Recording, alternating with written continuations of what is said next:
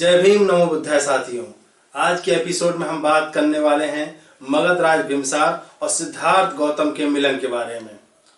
दूसरे दिन सिद्धार्थ गौतम उठे और भिक्षा पात्र हाथ में लेकर भिक्षाटन के लिए नगर की ओर चल पड़े। उनके चारों ओर बहुत बड़ी भीड़ इकट्ठा हो गई।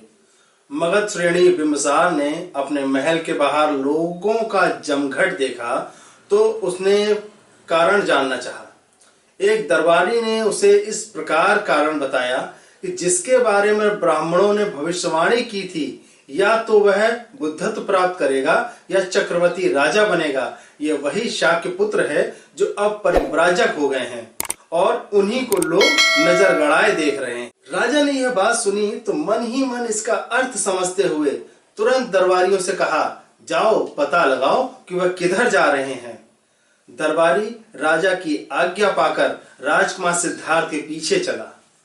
मात्र 2 गज की दूरी आगे देखते हुए स्थिर दृष्टि, शांत स्वर, नपे तुले कदम वाला वह श्रेष्ठ परिव्राजक भिक्षाटन के लिए चला जा रहा था। उसकी इंद्रियां तथा चित्र पूर्ण रूप से संयत थे। जैसे ही भिक्षा मिली उसे ग्रहण कर वह पर्वत के एकांत कोने में जाकर बैठ गए और भोजन ग्रहण करने के बाद पांडव पहाड़ी पर चढ़ गए। लोद्र वृक्षों से भरे उस घने जंगल में जहां मयूरों का स्वर गुंज कर रहा था, मानवता का वह सूर्य काशाय वस्त्र पहने हुए वह ऐसे चमक रहा था जैसे पूर्व दिशा के पर्वतों पर प्रातःकालीन सूर्य चमकता है। उस राजा दरबारी ने इस प्रकार उन्हें देखकर राजा के पास जाकर सारा वृत्तांत कह सुनाया। जब यह सब सुना तो अगाध श्रद्धा भाव से अपने साथ कुछ थोड़े से परिजनों को लेकर राजा उस ओर चल दिए।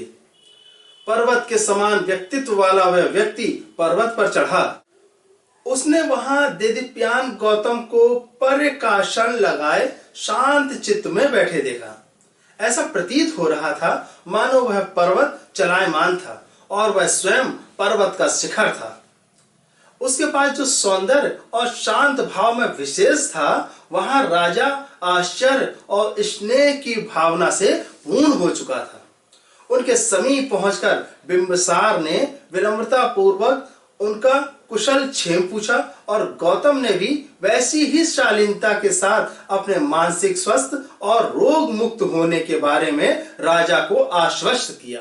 तब राजा एक चट्टान की साफ सतह पर बैठ गए और इस प्रकार बैठे हुए अपना मनोभाव व्यक्त करने के लिए इस प्रकार बोले, तुम्हारे कुल से मेरी प्रगाढ़ मैत्री है जो वंशाक्रम से चली आ रही है और सही सिद्ध हुई है। इसीलिए मेरे पुत्र, मेरे मन में तुम्हें कुछ कहने की इच्छा उत्पन्न है, अतः मेरे स्नेहपूर्ण शब्द को सुनो।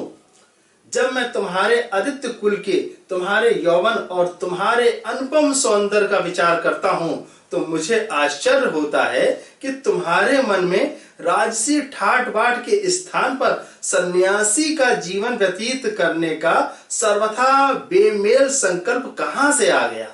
आज के लिए बस इतना ही। यदि जानकारी अच्छी लगी हो तो वीडियो को ज्यादा से ज्यादा शेयर करें और चैनल को सब्सक्राइब करें। इसके अलावा भारतीय संविधान के अनुसार धर्मनिरपेक्षता बनाए रखें। इन्हीं शब्दों के साथ मैं प्रशांत कुमार आपसे अनुमति चाहूंगा। जय भीम, नमो बुद्धाय।